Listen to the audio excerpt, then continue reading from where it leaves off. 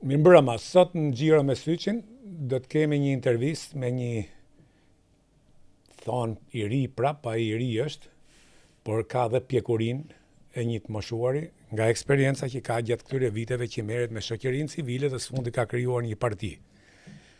I ftuar i radhës në këtë situatë nxehtë, kur jemi edhe 4 ditë para heshtjes elektorale dhe të dielën shqiptarët do të shkojnë në kutitë e votimit, ku do të votojnë për qeverinë e ardhshme, ku sigurisht do të jetë o partia në pushtet, partia socialiste, që edhe mbas pollëve ka mundësitë më të mëdha që të formojë prap qeverinë e vetme, ose opozita. Por çfarë tregojnë deri tani pollët, faktet, nuk do të ndodhë një përmbysje e tillë. Por mund ndodhë tjetra, që Partia Socialiste nuk mund të plotësojë numrat 71 dhe mund të ketë nevojë për këto partitë e reja, apo të vogla, apo kështu që sonte do të kemi zotin Arlind Qorri, apo shokun Arlind Qorri. Si e keni partitë? Zoti as shoku, mua më thon gjithë në emër, edhe brenda partisë dhe jashtë partisë.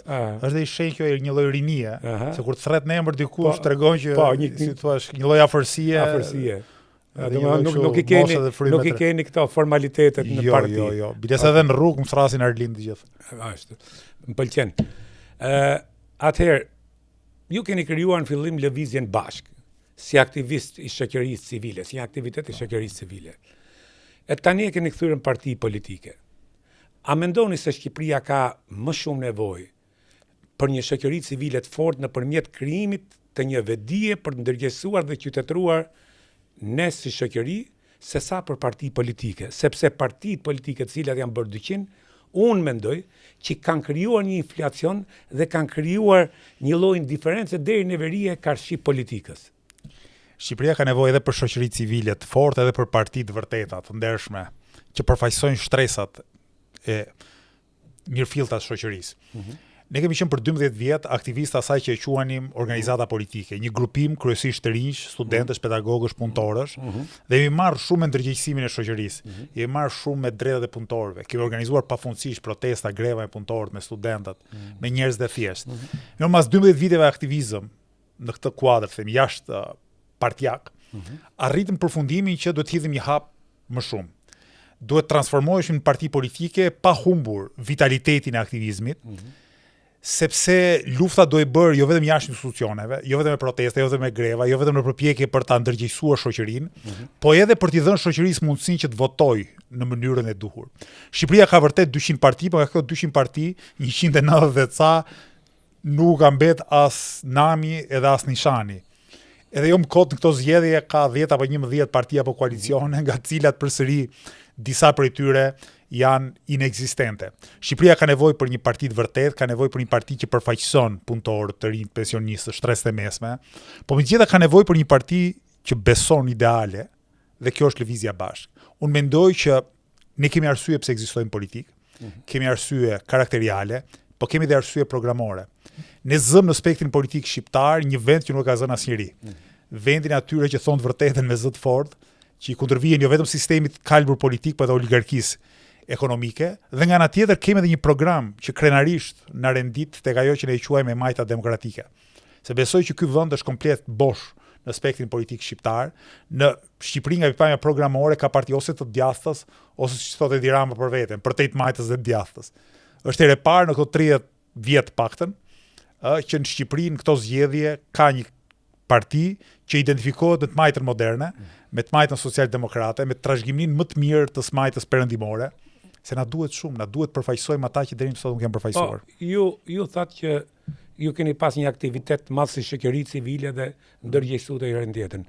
Po mua nuk më rezulton kështu, sepse pikërisht ajo çka vuan shoqëria shqiptare sot dhe ajo çka politika sillet në mënyrë kaq të ashpër, banale, është edhe mungesa një shoqërie civile që nuk ballafaqohet me politikën. Kështu që unë nuk mendoj që është bërë një rezultat në ndërgjegjësimin dhe qytetërimin e shqiptarëve nga shoqëritë civile. Ajo çka vuan Shqipëria është pikërisht se ne nuk kemi shoqëri civile, nuk kemi ndërgjegje shoqërore. Dhe kjo që ndodh, korrupsioni, ndodh sepse ne në mënyrë kapilare jemi të vetë korruptuar. Pra, këtë politik e ushqen kjo lloj shoqërie dhe unë nuk mendoj që është arrit në rezultat. Në anën tjetër, ju thoni që jeni parti e vërtet. Dhe unë besoj që ju jeni parti e vërtet. Për ato që thoni.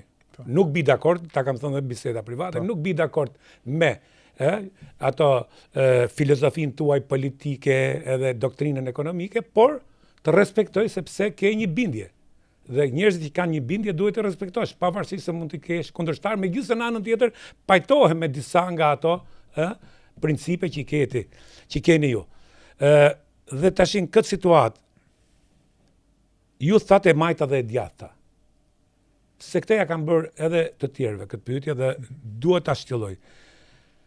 Mendoni ose në Shqipëri ka të majtë dhe djathtë, ose mendoni që në historinë e Shqipërisë është krijuar e djathta? Po tani varet si e përkufizojmë Sepse të djathtën. Qofse do ta përkufizojmë terma të marrëdhënieve të vjetra social-ekonomike. Sigurisht deri nga lufta e dytë botërore ka pas një djathtë, domethënë, ato pronarët e mëdhenj tokave, çiftligarët apo edhe tregtarët e qyteteve të mëdha, e kanë pas formuar një lloj djathte, megjithëse nuk do të harruar diçka e majta dhe e djathta që të kenë e djathta si është historia e të djathtës në botë, ku fillon, para revolucionit francez, ku ishte ato që mbrojshin monarkinë dhe këto latifondistët dhe dojshin shtetin me fenë, me monarkinë dhe rrinin krah djathtë. Të bëjmë një analizë historike. Pastaj ajo që bëri hobin ishte, më fal që po ju pres, ishte revolucioni industrial në Angli. Pra, a i kemi kalu në këto etapa, kur dim që historia jonë është nga një feodalizëm, në komunizëm dhe unë i them, jemi akoma në demokraci. Tani, është e vërtet që rrugtimi historik ka qenë ndryshëm nga i vendeve të përparuara. Ne s'kemi pas as revolucion francez, as revolucion industrial, as në lëvizje të madhe iluministe, ndonse rilindja kombëtare i afrohet disi nga kanë intelektuale iluminizmit, as reformë të madhe fetare. Pra, na mungojnë shumë gjëra, po gjithsesi e majta dhe djathta janë kategori më të gjera, se po morën vetëm përvojën e Anglisë dhe Francës, gjithë bota del jashtë loje pastaj. Historia është komplekse. Ne kemi pas edhe një problem të madh për ta ndarë mirë të majtën dhe djathtën, sepse na ka munguar demokracia ose pluralizmi politik. Mungesë pluralizmit politik. Kur ti ke një mbret apo një diktator, është e vështirë që pastaj forcat të rivalizojnë dhe të kërkojnë vota në bazë të përfaqësimit stresave shoqërore apo të ideologjive. Gjithsesi, në momente të caktuara historike kemi pasur jehona të themi të smajtës e të djathtës. Në vitet 20 kishte një krah më përparimtar që mund ta quajmë afër të majtës, kishte një krah më të djathtë që përfaqësonte le të themi këto pronarët e mëdhenj tokave dhe tregtarët e mëdhenj. Gjatë luftës botërore ka pas një lloj ndarje. Sigurisht nuk ka pas klasë punëtore të mirëfillt, as në një lloj borgjezie industriale që thuash kemi kontradikta si në Manchester. Nuk jemi aty. Por prap ka një lloj divergjence. Në vitet 90 për shembull ka pasi debat shumë interesant nga pikpamja ideopolitike midis PS-s dhe PD-s. Unë mendoj që ka qenë momenti i fundit kur ka pas një lloj kontrasti midis asaj që mund të quhet e majtë dhe asaj që mund të quhet e djathtë. Flas gjithmonë për vitet 91, 96, 97 pa e marrë ferrauratën. E sigurt është që pas 1997-s, partitë në Shqipëri dal nga dal afrohen, kanë të gjitha të njëjtin program, dhe e pamja social-ekonomie ky program zakonisht karakterizohet brenda neoliberalizmit, pra një rrymë të djathtës ekonomike. Jo djathtës politike, kulturore, por kryesisht të djathtës është dhe në botë ekonomike. Edhe nëpër botë ka ndodhur një proces i tillë. Dallimet ideologjike ndonse në botë larmia ideopolitike vazhdon të jetë më e madhe. Gjithsesi, pas 2008-s, pas krizës së madhe të asaj që mund të quhet kapitalizmit global, edhe e majta dhe me djathta nëpër botë kanë filluar të skaliten një çik më shumë. Edhe në SBA, fenomene nga një ranë si Donald Trump, nga ana tjetër si Bernie Sanders, tregon që ka më shumë diversitet politik dhe ideologjik. Unë po them, unë mendoj që se e kisha pyetje këtë për më poshtë, po shkohet në ekstreme. Po arsyet kësaj krize që po ndahet një çik më fort e majta dhe e djathta, që nuk e di është dojmos që lajm i mirë apo i keq. Nga një pikpamje është lajm i mirë se po diskutohet më shumë për ide. Deri vonë politika ka qenë shumë teknokratike. të gjithë njëjtin qëllim, të gjithë njëjtin program, edhe hajde konkurrojmë kush ka, si thua, metodën më praktike për të realizuar të njëjtat qëllime. Ndërkohë që politika sot është më edhe në botë, po mendoj dal nga dal edhe në Shqipëri, ka më shumë vend për ide, ka më shumë vend për kontradikta që nuk janë thjesht kontradiktat personale, por kontradiktat të përfaqësimit të shtresave ndryshme dhe të ideve. Lëvizja bashkë nga kjo pikpamje po kontribon mjaft në spektrin politik shqiptar, se po flasim për çështje për cilën nuk ka folur askush për 30 ca vite. Për shembull, një nga çështjet tona kryesore është çështja e punës, e punëtorëve, drejtave në punë. Asnjë parti nuk e vret mendjen për këtë gjë. Flasim për kodin e punës, për përmirësimin e kodit punës, për lehtësimin e organizimit sindikal të punëtorëve. Jemi marrë shumë me pensionistët, me të rinjt, me shtresën e mesme, pra me çështje që ose nuk janë trajtuar fare ose janë keq trajtuar. Dhe mendoj që po japim një kontribut shumë të mirë në politikën shqiptare, se po shtrojmë çështje për debat. Dhe kjo është e rëndësishme, pavarësisht rezultatit një partie në zgjedhje ose jo. Është e rëndësishme që të fillojë të flitet përmbajtësisht për politikën dhe jo thjesht ti më the këtë gjë, dje mua do të them unë do të përmend gruan, ti do të përmendesh kunatën. Kjo janë nivelet banale që jo vetëm mungon ideja, po janë dhe një metodë për të denigruar kundërshtarin që nuk sjell atë neverin që ka sjell. Tamam. Megjithatë, edhe nga vetë biseda, filozofia dhe doktrina juaj politike ekonomike konsiderohet si ekstremit majt. Ky eksperiment 80 vjeçar ka dështuar me sukses dhe ka vërtetuar që sjellin jo vetëm rrënim ekonomik, por shkatërrojnë dhe njeriu. Dhe më mirë se kushdo e dim ne shqiptarët. Përse mendoni se do të keni sukses dhe do t'ju mbështesin për një ide që është e parealizueshme, utopi? Ja të bëj disa saksime. Idetë tona nuk janë ekstreme, nuk janë utopike dhe nuk janë të parealizueshme. Paktën kështu konsideroheni në opinion. Kundërshtarët tanë duke mos ditur ku të kapen fare me ne, as në karakterin ton, as veprimtarinë ton, kanë krijuar këtë dordolecin e ekstremit apo e komunistit që do të kthej historinë mbrapa. Jo. Modeli i frymëzimit janë demokracitë e Evropës veriore. Nëse vendet skandinave janë komunistë, atëherë ne na ka marr, si thua. Po mirë, ata kanë një proces shumë gjatë që kanë arritur deri aty. Edhe ne duhet ta nisim diku. Këtë po them, ne duhet ta nisim diku. Pra, modeli i frymëzimit është një ekonomi tregu sigurisht, po një ekonomi me institucione të forta sociale, me përkujdesje për shtresat nevojë, për drejtat në punë. Ne besojmë shumë te konkurenca e lirë, po jo te oligarku që mbyt tregtarin e vogël. Unë sot kam qenë te tregu i qytetit të nxënësve. Ishte vendi ku më shumë se kudo tjetër më kanë përmendur oligarkët. Tregtarët më thoshin na mbytën oligarkët. Pse? Se qendra e madhe tregtare mbyt biznesin e vogël. Prandaj po them, na duhet një model i ri i zhvillimit ekonomik, një model ku investimet orientohen më shumë tek bujqësia, tek industria, tek shërbimet e kualifikuara, se thjesht te pastrimi i parave apo fitimi nga sot nesër në sektorit ndërtimit. Kush do të jetë masa që do të merrni ju për këto që i quani oligark? Kur po të kemi parasysh këto oligark, në thonjza, se oligarkia mendoj është shumë ka oligarkën. Nuk mendoj. Ka njerëz që mendoj unë, patjetër debatojmë. Mendoj unë, po ka njerëz që kanë pas favore nga pushteti pa diskutim, ka njerëz që kanë përfituar nga pushteti pa diskutim dhe kjo ndodh, po të garantoj unë edhe në Amerikë. Ndodh kjo. Ndodh.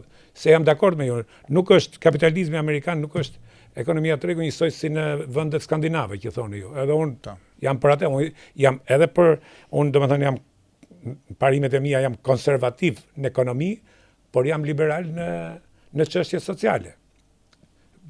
Dhe sigurisht edhe ky problem është edhe në Amerikë, sot që është krijuar një lloj oligarkie financiare që e quajnë fashizëm financiar. Pra, ky është problem gjithë botën. Mi po, siç thash, ne kemi djegje të hapa dhe ne vetëm jemi ca beraktar të vegjël ose ca feudal të vegjël në këtë Ballkanin që është ty me mjegull. Tashti çdo të bëni ju me këto oligarkë, si do t'i godisni, do t'i lejoni të punojnë, sepse do të krijoni një tension tjetër social. Nëse do t'i hiqni Zamirmanes 3000 vet, do t'i mbyllni bizneset, Lucës 2000 vet, atij tjetrit 5000. Do të krijoni një tension tjetër social. Dhe si do t'ja merrni këto pasuri? Prit një minutë. Edhe një herë. Çfarë do bëjmë ne oligarkia? Se nëse kanë pas një favor, po edhe kanë punuar këta njerëz, edhe kanë bërë tregti. Përgjigjem. Okej. Ne besojmë shumë te shteti i drejtës. Që do të thotë, ty nuk të qepet kryeministri me të futur në burg apo me të marr pasurinë. Kjo kohë ka kaluar. Unë këtë se besoj, pak për Ramën nuk e besoj. Po jo, as ne, edhe një herë, as ne. Ne nuk besojmë tek një qeveri apo një pushtet ekzekutiv që shpronson njerëz apo që fut në burg njerëz. Po mendoni se Rama sot Po jo nuk mendoj që po e bën Rama, jo po them se ne na akuzojnë që po erdhën pushtet, Po. do bëjmë namin, do them, ne besojmë te shteti i drejtës, që do të thotë, ata që kanë shkelur ligjin. Dhe unë mendoj që oligarkët e kanë shkelur ligjin, por nuk e vendosun. Qoftë dhe si kryeministër nesër, do ta vendosin institucionet e pavarura dhe të fuqishme të drejtësisë. Spaku, GKK-ja, institucione tjera që do hetojnë pasuritë e vëna në mënyrë të paligjshme dhe do marrin masa sipas ligjit. Po edhe Enver Hoxha 46 me gjyq i boni. Priti minut, se ne jemi. Edhe Enver Hoxha 46 me gjyq i bëri. Enver Hoxha i bënte me gjyqet ku paracaktonte vendimin. Më kupton? Sepse aty nuk kishin pushtetet e ndara. Ne jemi për një rend kushtetues ku pushtetet janë të ndara.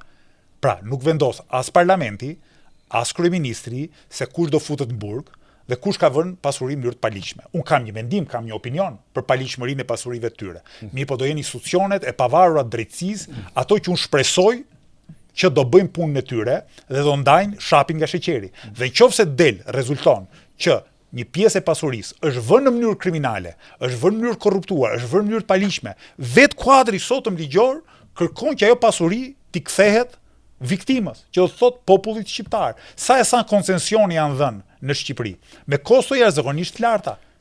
Pse të mos e bëjmë një hetim të pavarur, po them edhe një herë, që i heton këto koncesione. Si e garanton këtë hetim pavarur? Si ata që e kemi Spakun. Kush është mendimi juaj për Spakun? A ka segmentet Spakut që po veprojnë një anshëm politik?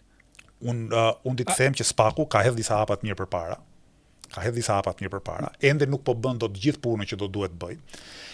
Edhe për faktin se unë mendoj që ka shumë presion politik. Pra, ndaç nga Edi Rama sot, ndaç nga Sali Berisha, jashtë, ka një presion shumë të madh politik. Po një drejtësi që i nështrohet presionit politik si mund të veprojnë në mënyrë të drejtë. Edhe një herë, ky është një proces. Dhe unë më kja për ashtë, ka segmente, po. Ky është një proces. Jam dakord. Nga ana tjetër ka dhe disa arritje. Çfarë do të bënte lëvizja bashk po kishte shumicën qeverisë? Do i thosh institucioneve drejtësisë, nga ne nuk do ju bjerë telefoni kurrë për asgjë. Ja ku është kuadri ligjor, po doni e përmirësojmë dhe kuadrin ligjor, vendosim dhe institucione tjera mbështetëse për ta luftuar korrupsionin, evazionin fiskal, të gjitha këto probleme që po e gryjnë ekonominë dhe shtetin shqiptar, dhe ju bëni detyrën tuaj. Nuk do ketë asnjë prokuror që apo asnjë gjykatës që do marrë një telefonat nga dikush, nga Lëvizja Bashkë, nga unë apo kushdo tjetër për mënyrën se si vendos. Ne besojmë shumë tek shteti i drejtës. Këtë dua të them. Po këtë e thot dhe Rama. Po Rama thot nuk do të marrë, po nuk ka dalë në një nga Spaku që të thotë Rama më ka detyruar, më ka telefonuar, më ka, domthon nga Spaku nuk del. Se bëhen, se nesër të njëjtën gjë do të thoni dhe ju dhe do t'i thoni Spakut bëj këtë veprim. Pra, bëj një krahasim midis vetes dhe Ramës. Kur u fut Erion Velia në burg, ndryshe nga Rama, ju nuk keni provuar pushtet. Rama doli dhe ç'nuk tha për prokurorët e Spakut, ç'nuk tha për prokurorin, për gjykatësin.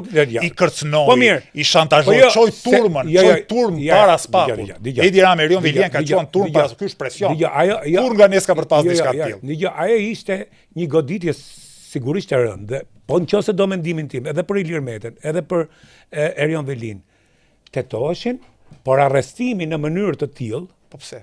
A është brenda ligjit? Tamam. Jo, sepse ka një gjë tjetër di shumë mirë. Tash në New York, kryetari i Bashkisë New York, majori i qytetit, ka 12 akuza. Vazhdon gjyqjet. Por ai vazhdon, vazhdon punë, vazhdon si kryetar bashkie deri kur vërtetohet që do të dalë. Po ai di pse arrestohen këta, sepse këta prishin provat, sepse këta kërcojnë dëshmitarët, sepse Spaku ka mbledhur edhe nga burgu Erion Velia organizonte fushatën kundër prokurorëve. Po jo më janë dokumentat e Spakut. Se semon që prokurorët, po ku i ke pa dokumentat? Po i kanë pa në media. Po ç'është ky Spak që qit sekretet hetimore? Ç'është ky Spak që këtu ka bosh shkelje ligjore zotëri? Që këtu Spaku ka bërë dhe një Spaku dhe dy gjykatës kanë jo nuk kanë të drejtë. Dhënë të njëjtin vendim. Sekretin hetimor nuk kanë drejtë aqisin. Sekretin hetimor është me ligj dhe un kam pyet për këtë. Le të shkojnë të ankohen diku në një instancë sipër. Po që momentin thyet procesi. Thyet procesi kur ti ke shkel ligjin, mrena ligjeve tuaja thyet procesi. Ajo është pjesë e hetimit. Mund të jetojë gjendje të lirë. Fakti që u bë para zgjedhjeve, unë mendoj që është goditje politike nuk po them nga Spaku, po nga segmente apo individ Spakut. Sepse mund të pritet marrëshin zgjedhje. Domethënë, po pse presim kur ai ka shkel ligjin dhe kur ai mund manipuloj provat dhe ai ku do të përdor pushtetin politik për të manipuluar zgjedhjet. Po të hyjmë ke ligjin. Pse do të kemi pabarazi para ligjit? Jo, sa s'kem barazi. Qoftë bëj diçka Të rënd mua më kapin fishek për letë ka që më fusin brenda. Atëherë, po të them një pyetje tjetër që lidhet me këtë. Ju flisni vazhdimisht për sistemin politik dhe për këto që cekët tash, domthon ajo përgjegjësia para ligjit dhe jam dhe unë me ju aty dakord që njerëz që kanë bërë gjëra të vogla fare kanë hyrë në burg kurse korrupsioni këtu është, ta pranoj korrupsionin. Ka qenë dhe është korrupsioni. Po ndryshe nga më parë që drejtësinë e kontrollonte realisht pushteti që ishte, sot me spakun ju hapën petët, jo s'ka pas korrupsion përpara. Biles mund të jenë shumë më i rëndë. Shumë mirë që po i hapen petët. Po, shumë mirë që po i hapen petët, jam dakord. Kush ka vu durët në buxhet shtetit, në paret e taksave të qytetarëve të shkojnë burg që ç'ke me te. Se ta pyesin veten dhe kjo është edhe një lloj që nesër juve nëse vini po duhet vjen mendim prit se ai tjetri shkojnë burg. Tash ti, mirë po ju flisi për ingranazhet e këtij sistemi. Ju vetë, si shoqëri civile, se çdo gjë do lek, do para. Nga jeni suportuar financiarisht. Edhe sot që jeni në fushat. Plus kohët e fundit që unë nuk i marr shumë për bazë, thashë themet këto të rrjeteve sociale, portalet e po flasin, janë dhe video biles janë shpërdar, nuk e di ajo kanë thënë që bashkëshortja juaj dhe kunata juaj kanë pasuri që kanë përfituar nëpërmjet sistemit. Jo, unë ja u thash unë vetë se çfarë thonë dhe për mua. Por jam i detyruar të ja u bëj këtë pyetje që të jepni një përgjigje njerëzve. Ja ta japun përgjigjen. A ka pasuri bashkëshortja juaj? A ka pasuri kunata juaj dhe nga i ka këto pasuri? Ta japun përgjigjen. Po. Okej, tani nisim mirë me lëvizjen bashkë, se na pyete nga financohemi si parti. Nga kontributet e antarëve tanë, gjithçka është transparente, nga Shqipëria dhe nga diaspora, shumë njerëz japin para, dikush $5, dikush $100, i mbledhim ato para, printojmë fletushka, edhe ecim përpara. Pastaj kjo me bashkëshorten e tim është turpi më i madh. Gruaja ime quhet Eglantina Gollaj dhe punon për Organizatën e Kombeve të Bashkuara, degën e UNDP-s dhe drejton një projekt të rikonstruksionit të shkollave që janë rrëzuar nga tërmeti. Projekti financohet nga Bashkimi Evropian, menaxhohet nga UNDP-a dhe bashkëshortja ime është punonjëse e UNDP-s dhe rrogën e merr nga UNDP-a. Pasuria e bashkëshortes time është e njëjtë me mua. Kemi vetëm një gjë në pronën tonë. Makinën Toyota Auris, diku te €5.000 që kemi bler dhe librat në shtëpi. Jetojmë në shtëpi me qera prej vitit 2010 kur jemi martuar. Dakor? Bashkëshortja ime ka shtëpinë e prindërve, që është në pronësi të prindërve të tyre, në Shijak, edhe unë, mamaja ime jeton në shtëpinë e vet në rrugën Budi në Tiranë. Pa ajo nuk është pasuria jonë. Kur të vdesin prindrit sa më larg qoftë, jo valla jetojnë sa më larg qoftë, unë do bëhem gjysmë pronari i shtëpisë 60 metra katror te rruga Budi, ajo do bëhet gjysmë pronarja e shtëpisë në Shijak. Kjo është pasuria jonë. Më kupton? Tani çka ka ndodhur ditët e fundit? Ata që kanë frikë nga unë, ata që kanë frikë nga lëvizja bashk, kanë filluar të shpifin e të thonë që bashkëshortja e Arlind Qorit punon për qeverinë shqiptare. Jo, punon për UNDP-n. Ka punuar bashkëshortja ime deri në vitin 2014, midis vitit 2004 dhe vitin 2014 ka punuar në Ministrinë e Integrimit Evropian. Prej vitit 2014 ka punuar tek Këshilli i Evropës disa vite, pastaj tek UNDP-a, tek Ministria e Integrimit Evropian, ka qenë nga ato administratore që ka arrit maksimumi tek vendi i përgjegjëses sektorit, se më lart nuk bëje dot pa qenë i partisë në pushtet, dhe ka kaluar nga 3 qeveri. Nga qeveria Nano, te qeveria Berisha, dhe pasaj, deri 2013-2014 te qeveria Rame. Në punëse shembullore e shtetit. Projekti që drejton bashkëshortja ime, është një projekt shembullor, i vlerësuar, shikoni dokumentacionin, nga institucione mbikëqyrëse ndërkombëtare, si projekti më i suksesshëm dhe më transparent i UNDP-s në botë. Është një administratore e shkëlqyer, është një qytetare shembullore e virtytshme, madje kur flasim për ndershmërinë, unë besoj që ajo është edhe më e fortë se unë, është edhe më e virtytshme se unë. Dhe e bukura është që në rrjetet sociale, ata që nuk kanë fytyrë dhe ata që kanë frikë nga lëvizja bashkë, çfarë nuk shpifin. Flasi pastaj për unë kam kunat burr, i cili është emigrant në Gjermani. Ka ja 5-6 vite në Gjermani, deri para një viti punonte në McDonald's, shiste në McDonald's, më kupton? E kupton çfarë llumi ka këtu? Të kuptoj shumë mirë se i kam vetë kurristo. I kam vetë kurrist. Do t'jap edhe një gjë tjetër. Kan thonë për mua që jam milionere, kan thonë për mua çfarë s'kan thonë, kan thonë që kam marrë tokë, s'kam marrë tokë akademia. Se kam gjuar edhe një gjë tjetër. Isha i detyruar ta bëj këtë pyetje dhe më jep mundësinë të informoj publikun. Dhe i parë që ma bë këtë pyetje, unë vërtet falenderoj se s'kam pas mundësi. Po, unë këtë natyrë kam. Para 2 ditësh lexova njërin që thoshte vllai Arlind Qori, thotë ka një pozicion drejtues në një nga këto kazinot e Tiranës. Vllai im është teknik kompjuteresh, vlla, klas punëtore. Punon një nga këto kazinot, rregullon kompjuterat. Merr asmerr ku dijon. Rrogën ku di 700.000 lekë, është teknik kompjuteresh, më kupton? Dhe këta thonë është drejtues.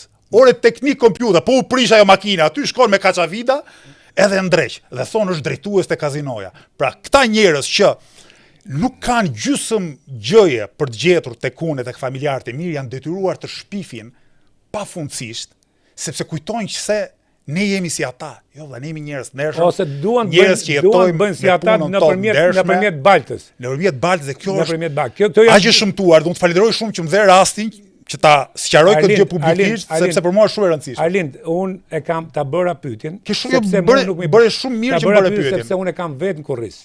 Çfarë nuk kanë thënë? Çfarë nuk kanë thënë njerëz që nuk kanë idenë për jetën time.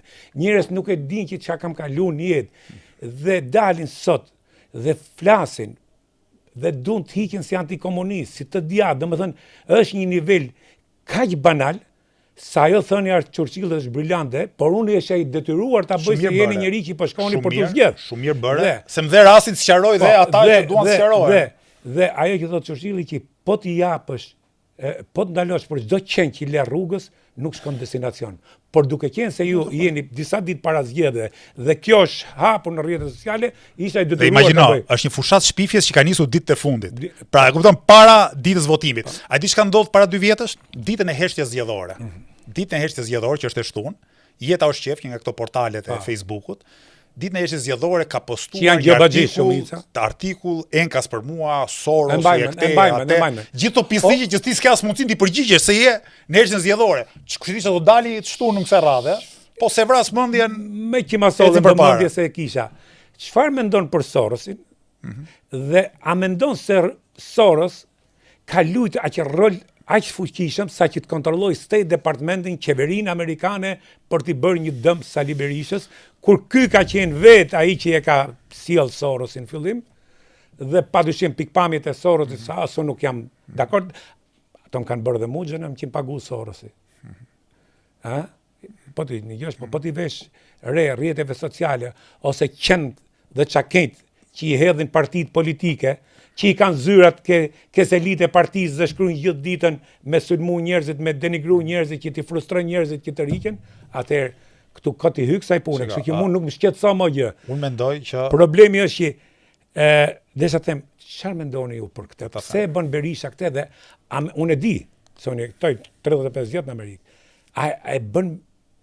A është reale kjo? Që Soros i kontrollon ka politikën e State Departmentit për ta bënë në grada Berishën? Tani, për mua Soros është oligark, me ndikim ndërkombëtar dhe si oligark është oligark i majt.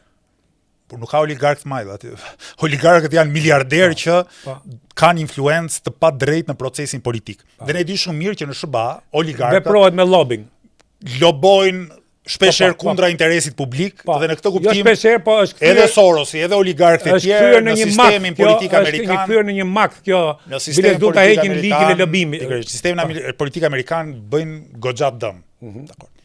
E kanë bërë dëmin already. Pa diskutim. Unë e konsideroj oligark dhe si çdo oligark jam thellësisht kritik edhe pa pikë në diskutimit. Sorosi a ka ndikim në vende si Shqipëria këto 30 ca vite? Një farë ndikimi e ka pasur.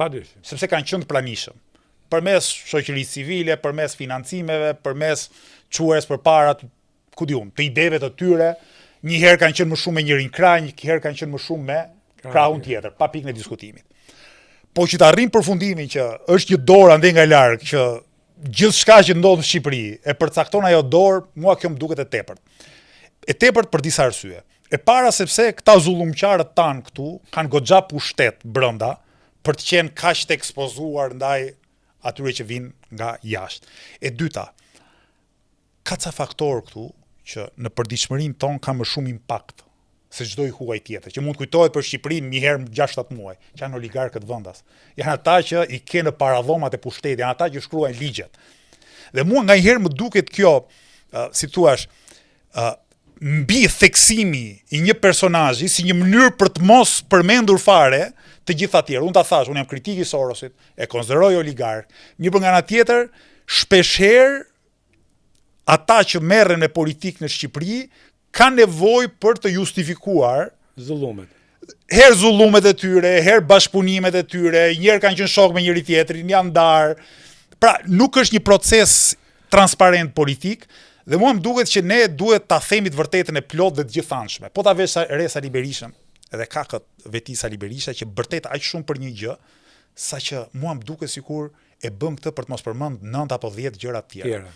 Dje ne kemi mbajtur një tubim tek fusha përballë stadiumit Selman Stërmasi. Është një fushë aty ku ka pasur vit Dinamoja diku. Është dhënë leje ndërtimi për kull, do zhduket komplet si fushë. E ka thonë Edi Rama me KKT-n.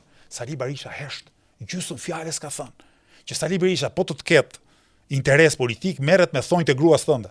Po të ketë interes politik, mos merret njëri pa hyn krevatë në dhomë. Për gjithçka. Kur vjen puna për të mbrojtur interesin publik kundër një oligarku, mbyll gojën dhe bën sikur s'ndodha asgjë. Pra Edi Rama e bën, Sali Berisha hesht në mënyrë komprometuese. Ky është sistemi politik i Shqipërisë. Tash ti, ju thatë disa herë nga që na kanë fryk. Që të thush na kanë fryk, do të thotë që ju po i rrezikoni pushtetin. A mendoni ju se forca juaj politike do të arrijë deri aty sa të rrezikojë pushtetin? Po. Ja ta them pse. Dhe si. E para, ne do kemi rezultat shumë të mirë këtë zgjedhje, dhe unë parashikoj që asnjë parti nuk do ketë 71 deputet. Duke mos pas asnjë parti 71 deputet, çdo majorancë nesërme ka përqen e brisht. Pra, edhe sikur Edi Rama të blej 2-3 deputet, sigurisht që nga Lëvizja Bashkë s'do arrijë kurrë, por nga partitë tjera, prapë ajo majorancë do jetë shumë e brisht.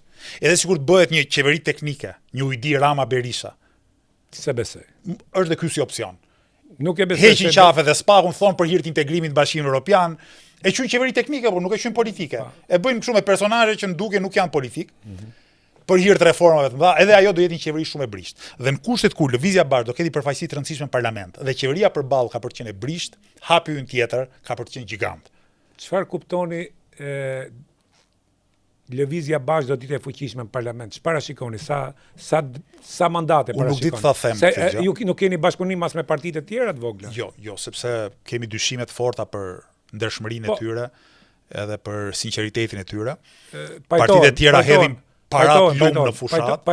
Unë ja të marr një shembull. Unë nuk kam bërë në jetën time një sponsorizim Facebook. Gjithçikushmëria ime në rrjetet sociale është organike. Nuk ka ngel parti politike pa hudh $10 mijëra në këtë fushat vetëm Facebook. Leri më të tjerat. Pse ku gjen ato para i Zotit? Megjithatë kur vjen puna do të vi puna ke numrat. Te numrat. Dhe pastaj diçka. Sa do të jenë numrat, parashikoni ju numrat e Lëvizjes Bashkë?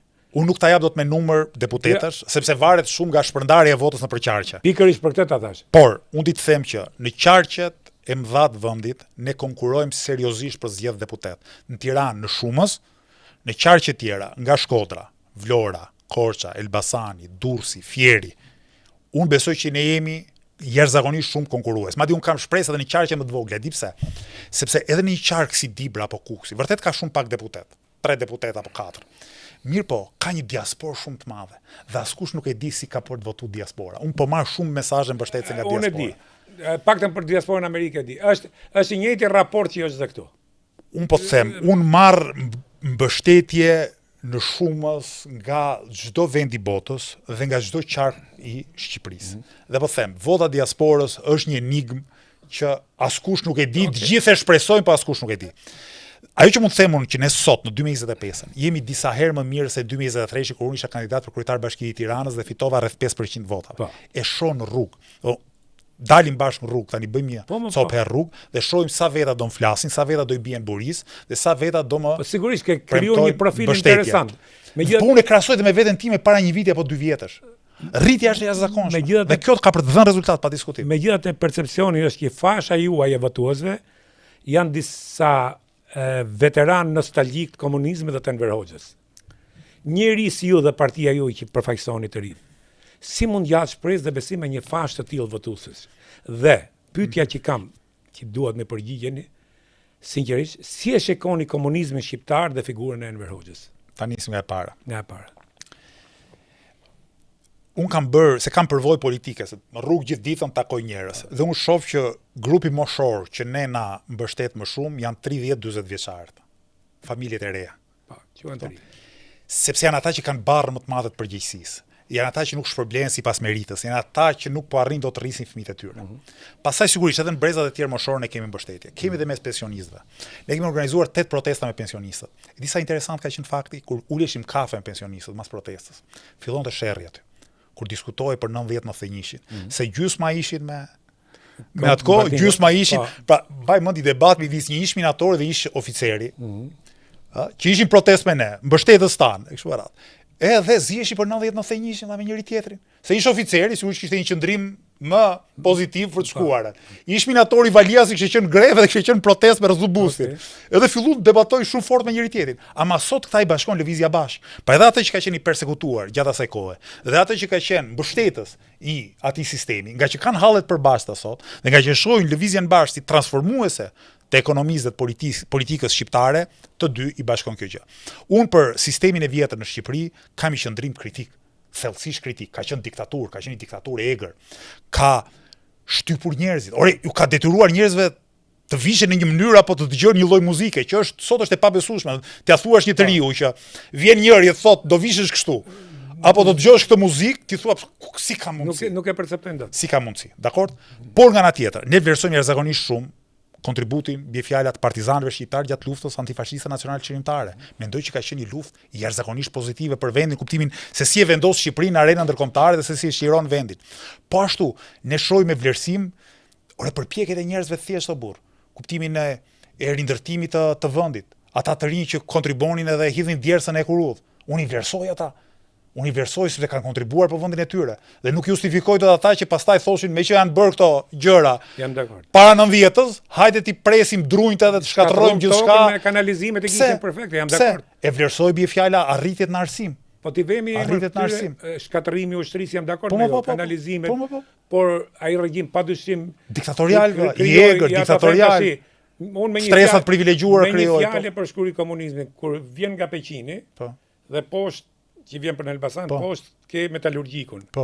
Ajo gërmadhe metalurgjikut, një gërmadh ndryshku, tregon se është krim, domethënë që është aty e ke miliona lekë, gjak, djersë është derdh aty. Kjo është efekti i diktaturës, pra, që nuk kupton si reagon shoqëria. Nuk, do të thënë, ka një ide në kokë dhe thot, kjo ide do realizohet me çdo kush. Por në moment që mungon demokracia, në moment që mungon feedbacku, si thoni ju nga Amerika, ti vazhdon me atë projekt të marr derisa të mbyt, po tuvzimi, fillim viteve 80. Tash domethënë ju nuk i numëroni as një të mirë atij sistemi politik. Po ta thash pra, përveç arritjeve në arsim, se ke pas arritje në arsim, edhe në shëndetësi, edhe në shëndetësi, por ama ne në themel jemi kritik të fortë, edhe nuk duam të kemi asnjë gjë të bëjmë me atë regjim diktatorial shqiptar. Jashtëzakonisht kritik. Jashtëzakonisht kritik. Ka bër shumë dëme, ka ndërtuar një diktaturë të egër dhe të egër edhe për më shumë kohë nga që pranonte historia, se mos harroni, ne mbetëm një regjim stalinist deri në fund. Qofse vendet e tjera në vitet 56 u reformuan, po ishte ndryshe Çekoslovakia, ishte ndryshe Hungaria. Ne mbetëm në situatë si Bashkimi Sovjetik viteve 30.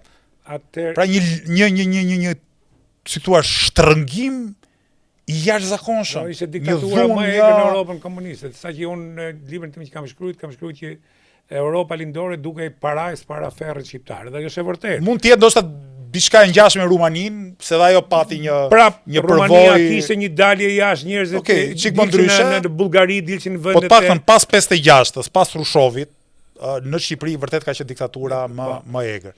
Për të ardhur ke dy ato që përballen sot në politik, Rama dhe Berisha. Si do ta përshkruani Berishën në këto 30 vjet politik dhe si do ta përshkruani Ramën, dhe a kanë pas të mira dhe kush kanë qenë këqijat që kanë pas? Ta nis me Berishën, me që është më i vjetër në politikë.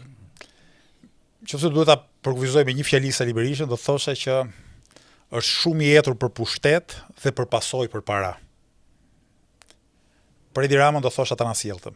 Është shumë jetur për para e për pasoj për pushtet. Mi për në thelb janë e njëjta gjë. I kanë bërë shumë dëm vendit tonë. Jashtëzakonisht dëm. Na kanë lënë paralizuar shumë nga potencialet tona. Kanë bërë kemi realisht potenciale nuk flas natyrore. Njerëzore, edhe njerëzore i kemi, sepse ti sheh kur shqiptarët punojnë edhe studiojnë perëndim dalin mirë. Po, e vërtetë. Dalin mirë. Që do të thotë, nuk kemi ndonjë gjë defektoze ne vet. Janë marrëdhëniet politike dhe sociale ato që na kanë lënë mbrapa. Ka Shqipëria sot, besoj në Evropë mund të jemi vendi i parë për numër emigrantësh raport me numrin e popullsisë në vend. Sigurisht ne jemi popull i vogël, kështu që nuk kemi 10 miliona emigrim. Emigrimi është problem. Por kaq shumë njerëz jashtë krahasuar me brenda, unë nuk besoj ta ketë një popull tjetër i Evropës. Nëpër botë mbase ka, por në Evropë nuk ka. Dhe kjo është shenjë vendi më i prapambetur, më i varfër, dështimit politik që lidhet në radh parë me këto dy emra, me Edi Ramën dhe me Sali Berishën. Dhe po ti numërosh me vite, numër vitesh që kanë qenë pushtet. Edi Rama u bë 12 vjet kryeministër, ndonse ministër ka që nga 98 mos gaboj. Ka shumë kohë në pushtet. Sali Berisha ka qenë 5 vjet plus 8, 13 vite president dhe kryeministër. Anë kanë bërë ndonjë gjë të mirë, tani varet si e përkufizojmë të mirën, se çdo qeveri shtronca rrugë. Edhe ai mund të thotë po, e bëra këtë rrugë. Rruga nuk ishte, u bë. Është gjë e mirë, por po mund të jetë gjë e mirë. Problemi sa na ka kushtuar e rrugë. Se qoftë është vjedhur 20%, 30% e rrugës, që ajo çka un kam pa këtë muj. Kam lëviz, po thuaj që nga Tirana e poshtë gjithë Shqipërinë. Ajo çfarë un më ra në sy, qendrat e qyteteve janë megjithmen një punë shumë e mirë. Unë isha në Tepelen, edhe unë di se ka qenë Tepelena. Pastaj, po të krahasojmë dhe Tiranën këtu ku jemi ne. Nuk po hy ke abuzimi që është bërë sa ka kushtuar, po hy nga ana estetike, dhe këtë e thënë dhe të hujtë, dhe në Amerikë, që e pëlqen Tiranën. Dhe mu ka duk në ryshe Shqipëria, jo për merit, nuk po e them këtu për Ramën, por natyra mu duk më e bukur. Andoshta nga që 35 vjet përpara unë ne urrenim gjithçka nga që ishim të izoluar dhe natyrën apo udhëtimet që bëjshin ishte ato rrugë të këqija, e të zeta autobuse u bëjshin të copës, kishte. Por ka një ndryshim dhe nuk është mirë që të mohojmë çdo gjë. Sepse duke mohuar çdo gjë do të vish vetë ti dhe do ta bëjnë dhe ty mohimin e do të ngelemi gjithmonë nga pika zero. Pra, janë bërë pesë gjëra, janë bërë gabime, janë bërë edhe krime ato, dhe krimet i kemi edhe me vrasje. Është ju po folni për Spakun, po ku është Grodeci? Ku janë 4 vramët bulevard? Ku janë 97-a? Janë vrarë njerëz zotëri. Janë vrarë njerëz. Dhe si ky njeri ka fuqin, ose ky popull e lën të ketë fuqin, që ky pretendon të vi pushtet prap.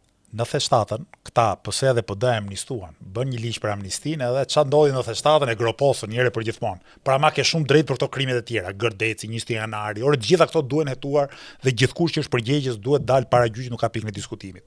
Po me që më fole për Tepelenës, unë jam i origjinë nga një fshat i Tepelenës, Gusmar. Edhe vajtëm Tepelen për fushat një ditë. E është truar ajo pedonali aty, është bukur fort e kështu me radhë, 10 veta me zigjet më rrugë.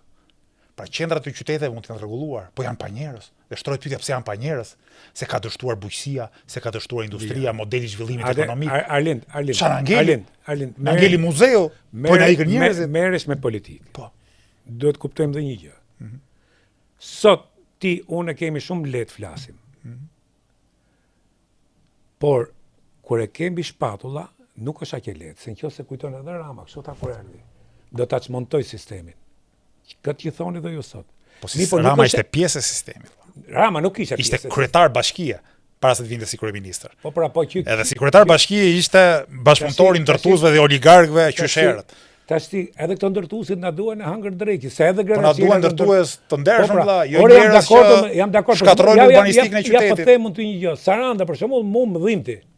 Po them se ishte ndërtuar, domethënë unë nuk jam kundër ndërtimit vëlla. Për ndërtim pa kritera. Unë po të marr që skrijon hapësirë. Shembull, ka njerëz që kanë marrë gërmada, po i kanë kthyr në park, po them Fish City në Labinot.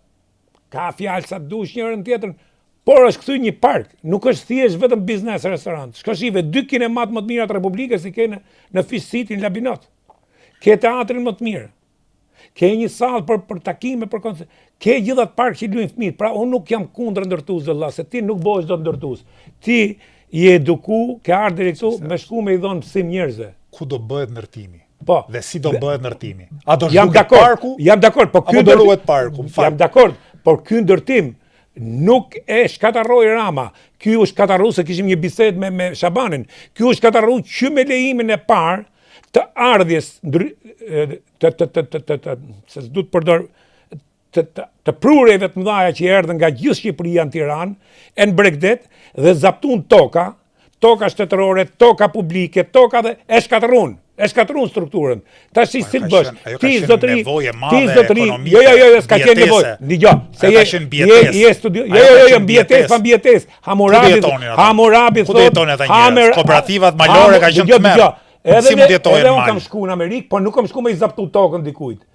Edhe shteti... Po shpërbë shteti o burr. Po jo. Njerëz mbetën me kratë të tyre, çfarë do bënin? E lejun, mor zotëri, e lejun. Po e shkatrun pra shteti. E lejun zotëri. Jam dakord që e bën me qëllim. Shkatrun ushtrin, shkatrun shtetin, shkatrun nuk është ai fakiri që ka ndërtuar i shtëpi, po oligarku që ka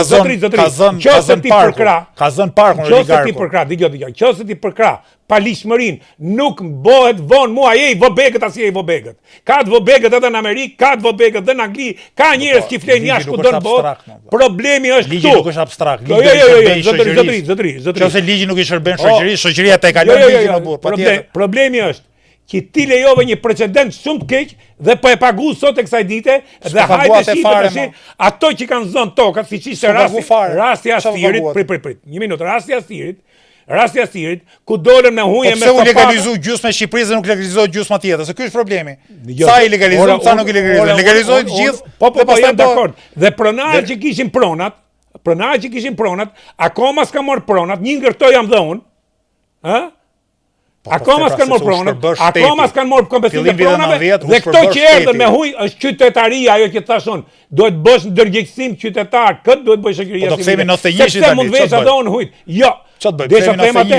Ajo ka not, por atë nuk mund ta riparosh. Dhe tash çfarë do të bësh? Mbrenda kësaj e mbrojmë dot të parkun aty. Po, parkun. E mbrojmë dot, po këtë tjetrin, te stadiumi Dinamo. Por pse si mbrojmë atë? Po na e marrin dhe ato. Atë që po themun është që mbrenda kësaj katraure që u bë dhe nuk di si ç'ta bësh. Por atëherë u bë se s'ki shtet, tani bëhet për shtetin, është më keq. Bësh më keq sot se sot ke shtet bon ato ka thirrje që dojte ajo rruga doj. Ore po sot ti shkosh shife, ka thirrje. Po dëm problem o zotri, rruga duhet, do të problem. Pa i ka ndërtuar jetën aty. Dëm problem me i tokë grabitur. Ai ka ndërtuar jetën grabitur. Me i tokë të grabitur, le të kanë ndërtuar zotri dhe tokë grabitur. A e diti ligjin e Hammurabit? 3 kolona e majnë shtetin. Prona, feja, besimi jo feja, prona, besimi dhe ligji.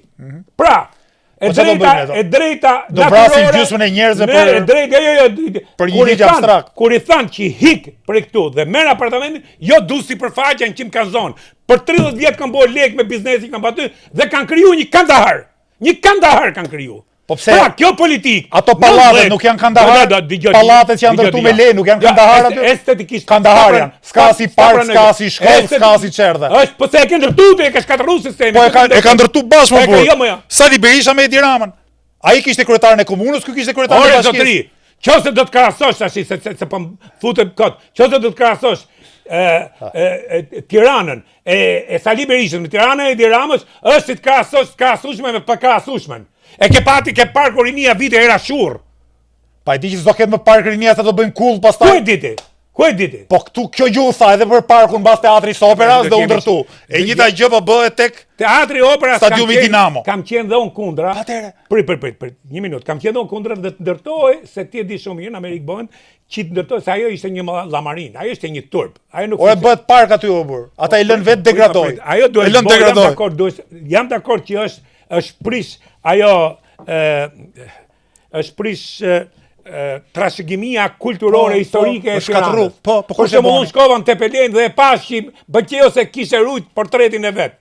Dhe kishin bë bukur. Shkova në Pogradec, kishte një profil prap. Tirana jam dakord me ty, Tirana nuk di ç'ti bësh më. Ku e kemi? Po kush është fajtori për këtë? Se këto janë bë me ligj. Këto janë bë kryesisht kur ka qenë Edi Rama kryetar bashkie dhe kryeminist. Tashi un po të them Sali Berisha ka bërë atë të parën, po, parkurinia e gjitha këto tjerat, jam i sigurt. Jo, edhe liçeni si ke bë. Tashi po tani apo ndërtojnë pallatet e liçenit. Ka ana estetike. Pallatet e liçenit, kullat e liçenit. Un kam 1000 vërejtje, po nga ana e frymarrjes o bëhet vetëm estetike. Ana e frymarrjes, po New Yorku s'ke ajër. Po New Yorku është qendra financiare e botës, Tirana është qyteti i vendit më të varfër të Evropës. Nuk shek do diellin. Është qendra financiare e botës. Po jam dakord me vëlla. Nëse bëjmë do Tiranë, New York, se kemi kapacitetin. Ore jam dakord me Arlin, nuk po të kishim qytet jetueshëm, se kemi. Se kemi vëlla. Koson kam një gërmadh tu tash dhe nuk ta lejo ligji se e kanë ardhur ato e kanë grabit. Dhe unë tash nuk më lejon ligji sepse duhet të tregojmë social, jo, ligji o forcë. Ato njerëz. Po ligji duhet të jetë i drejtë, para se fort. Po, drejt. Po, do të jetë i drejtë. Si s'është ligji i drejtë? Domethënë, ti thu për të varfër, për ato do të lejosh që çkelit ligji, të vija ai këtë po propozon ti sot, që të vit më marri mu tokën, më grabisi mu tokën, të ndërtoj ai dhe mu ti të mqisë se the këtë nuk e prek se ky është. Ata t'japi një përgjigje, do më lejosh t'japi përgjigje. 30 sekonda një përgjigje. Vetëm jam dakord me ty për Shqipërinë, por vetëm jo. Ligji duhet bëhet ashtu siç është. Ato, se e kam ndjek atë, ato nuk i lan pa shtëpia. Nuk i lan pa shtëpia. I thanë do të shkoni këtu, jo nuk shkojmë atje se e dum shtëpinë këtu, e dum me kaj. Ose tjerë sot që nuk pranojnë me qenë nga shtëpia, e çfarë duhet bësh? Njerëzit ti jep modelin. Se ke ftu për të pyet apo? Jo, kjo masakra që është bë me pronat dhe shkatërrimi që është bë, strukturës, qyteteve, tokave, ti shive tokat. Unë jam dakord kundërën komplekse tash.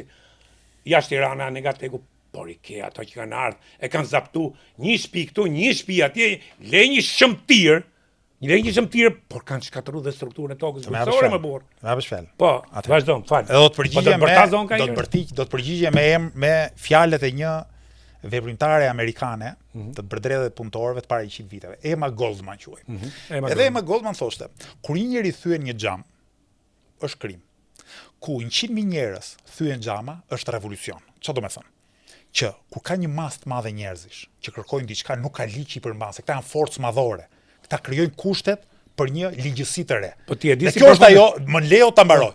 Kjo është ajo që ka ndodhur fillim viteve 90 në Shqipëri. Dakor? Që ka qenë në momentin që shteti u shpërbë, për arsye shumë komplekse, ajo ka qenë e pashmangshme. Prej atij momenti e tutje. Revolucioni quhet atë? Po më një lloj. Ai thishte revolucion. Ore një lloj përmbysje e madhe o burr. Jo, nuk ishte atë, nuk erdhën për përmbysje. Ore, po të jetë, një Arlin. Arlin, po të jetë për përmbysje ta lej, po nuk lejohet gabosh. Po të jetë për përmbysje, ata që erdhën zaptun tokat kur erdhi Saliu 92-shin, me ligjin 7501, ata ishin votuar për Partinë e Punës, sepse ato që votuan Partinë e Punës, në 91-shin ishin pikërisht zonat, rurale, 3-4 qytete votuan për 7501 e miratoi Sali Berisha me Patosnana. Po. Sepse ata i përgjigjen një forcë madhore në shoqëri.